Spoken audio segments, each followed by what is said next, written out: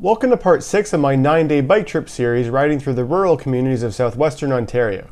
In this video I ride from AW Campbell Conservation Area near Alvinston, Ontario up to Pinery Provincial Park on Lake Huron. Today is Thursday, May 24, 2018, and I got up around 9 a.m. The first thing I did was check my bike, and not surprisingly all the air I had pumped into the back tire last night has escaped. As I explained in my last video, the tire has a rip in the sidewall, and I'm concerned that if I attempt to change the inner tube, I might destroy the tire completely, which would leave me stranded here with the nearest suitable store many kilometers away. After packing up my campsite, I pumped up my tire to full pressure and headed onto the road with my fingers crossed that my tire would take me at least as far as the community of Watford, which has a hardware store. As I was pulling onto the road, there was a big family of deer gathered there, but unfortunately I wasn't able to pull out my camera fast enough before they ran away. The cows in this field are all gathered in the shade because the temperature is already 25 degrees Celsius and there isn't a single cloud in the sky. So my ride began with once again retracing my way back along Shiloh Line heading in the west direction. When I reached Nauvoo Road, I turned and headed north. Just like I've done the last 2 days, this morning I already ate some granola bars for breakfast before leaving the campground. I'll only be passing through one community today, which has a grocery store or restaurants. That community is called Watford, and it's only about an 18-kilometer ride.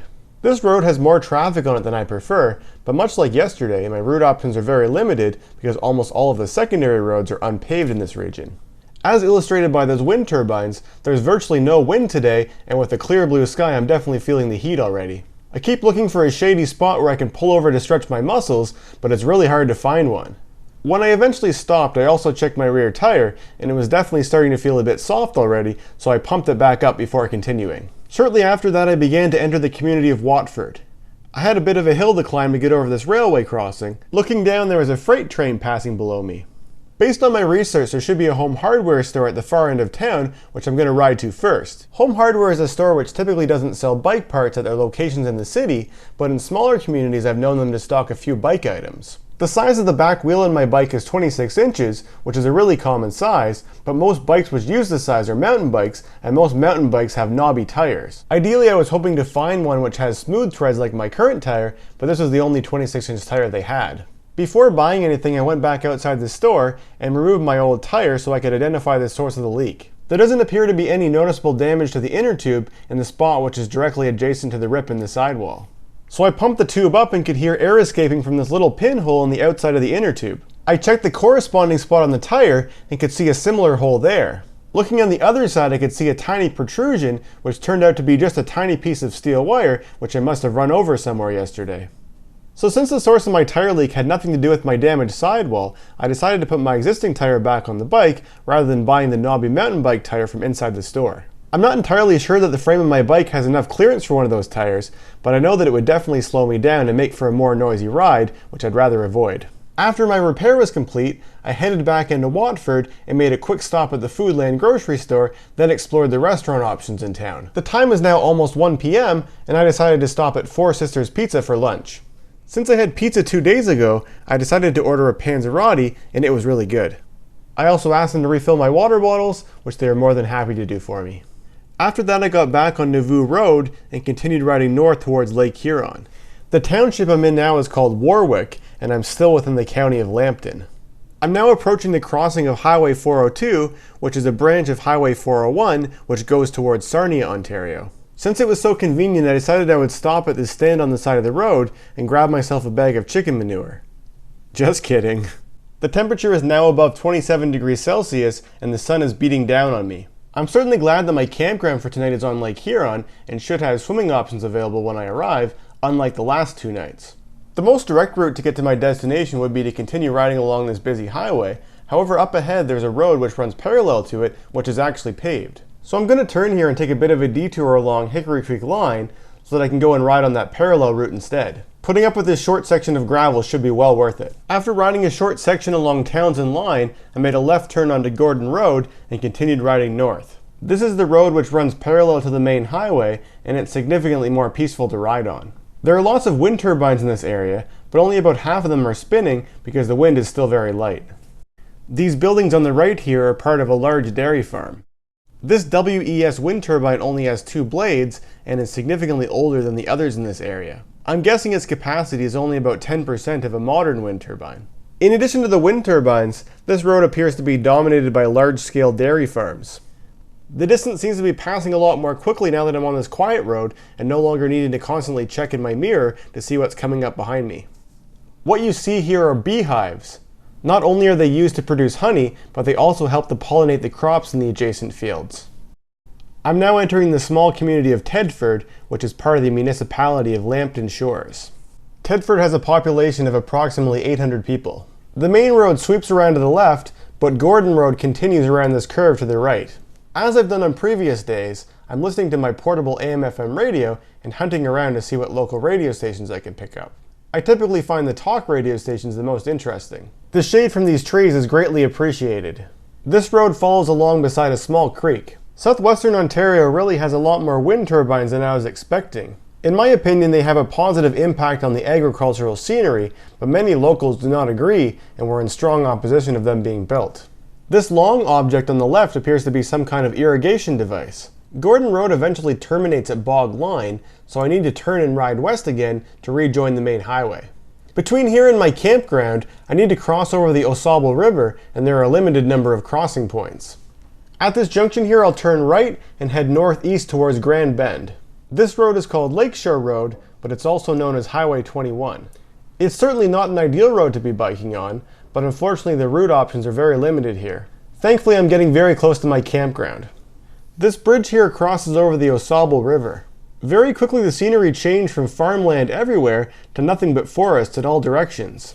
The time is now around 3:30, and here I've arrived at the entrance to Pinery Provincial Park. I proceeded inside and purchased a camping permit from the drive-through window at the gatehouse. One thing about Pinery Provincial Park is that it's by far the largest park I'll be staying at on this trip. The distance to get from the gatehouse to my actual campsite is about 5 kilometers, and my campsite is actually considered one of the closer ones. The park even has its own store and restaurant, which I'm planning on taking advantage of for dinner tonight. The nearest community which has restaurants is Grand Bend, and it's about 15 kilometers away from my campsite. My campsite is located within Area 2 of the Dunes campground, and it's quite close to the beach. I ended up taking a wrong turn when I was searching for my campsite, but I eventually found it. My first order of business after arriving is to do some laundry so that I can give it as much time as possible to dry. Unlike the last spot I did laundry, this campground actually has a laundry sink, which makes things a bit more convenient. After hanging my laundry on the line to dry, I unpacked my gear and pitched my tent. With those chores out of the way, it's now time to reward myself with a nice refreshing swim in Lake Huron. Between my campsite and the beach, there's a long boardwalk which takes you up and over the sand dunes. This helps to protect the plant species which grow in the sand dunes and therefore helps to prevent erosion. After passing over top of all this sand, I'm really surprised and kind of disappointed to see that the beach itself isn't sandy at all. This beach is characterized by large pieces of driftwood, many of which have been used by other campers to build things. I decided to walk down the beach to an area where other people are sitting. It's never a good idea to swim alone, so I prefer to be in an area that's at least in the vicinity of other people. After 2 days inland and away from the Great Lakes, it certainly feels nice to be swimming again. The water is actually surprisingly warm near the shore because it's been such a calm day and the hot sun has really heated up the shallow water. Keep in mind that today is May 24th and the deeper water in this enormous lake is still very cold. After going a few meters out from the rocky shoreline, the bottom of the lake is nice and sandy. After a very enjoyable swim, I went back to my campsite and headed out to go for dinner. I found a shortcut which took me past this outdoor theater. This trail kind of brings me back to my mountain biking days. Obviously this isn't a very difficult off-road trail, but doing it on a long wheelbase recumbent bike does make it a bit more tricky. As mentioned earlier, my plan is to eat dinner at the restaurant inside the park. However, when I arrived, I discovered that not only was the restaurant not open, neither was the park store next door. So I was faced with the decision to either go back to my campsite and eat the packaged food I had there, or to make the long journey to the next nearest restaurants, which are located in Grand Bend. It's already about 7 p.m., but I'm still feeling pretty energetic, so I decided to ride to Grand Bend. After exiting the park, there's a paved multi-use trail that runs along beside Highway 21, which leads right to where I'm going. I certainly would not enjoy having to do any more distance riding along the shoulder of this busy highway. The multi-use trail is also fun because there are a few sections like this which feel like a roller coaster ride. This thing I'm riding past here is called the Pinery Antique Flea Market. As the signs indicate, I'm now entering the community of Grand Bend. Historically, the Ausable River, which I passed over earlier in the day, used to take a much longer path before flowing into Lake Huron. The point where that river made its sharp hairpin turn is where the community of Grand Bend was established. Grand Bend has many restaurant options available, as it's quite a popular destination for tourists. In that aspect, it has a really similar feel as the community of Port Dover, which I passed through on day 3 of my trip. Much like in Port Dover, I rode my bike out to the end of the pier and admired the sandy beach. It definitely has a very vacation-y feel, which explains why it has the reputation of being a Florida North. So I made my way back to the main street to select a restaurant for dinner. I decided to order from a place called Island Spices Caribbean Food, and I selected the jerk chicken. Since they don't have any tables inside the restaurant, I decided to eat my dinner on the beach. While I was sitting there, I could see that the sun would soon be setting, so after I finished my meal, I got back on my bike and raced back to the campground so that hopefully I could catch the sunset there. It's about a 15-kilometer ride, and I only had about 40 minutes until sunset, but I managed to arrive just in time to catch the last few minutes of the sun disappearing into the water. Given that this shoreline has a northwest view of the lake, they must have really nice sunsets all summer long. So after that I walked back to the campsite, and with the remaining daylight, I patched the hole in my inner tube. When I repaired my tire earlier in the day, I used up the spare inner tube that I was carrying, so now by patching the damaged one, I'll have another spare ready that I can use if I get another flat along the way. With that task out of the way, I had a shower and got into my sleeping bag for the night. Including my trip to Grand Bend and back, I traveled a total of 96 kilometers today. Stay tuned for part 7 of this 9-part video series, where tomorrow I'll ride west through the communities of Lucan and St. Mary's to arrive at Wildwood Conservation Area. I hope you enjoyed joining me on this installment of my journey. Please leave a comment below and let me know what you thought, and thanks for watching.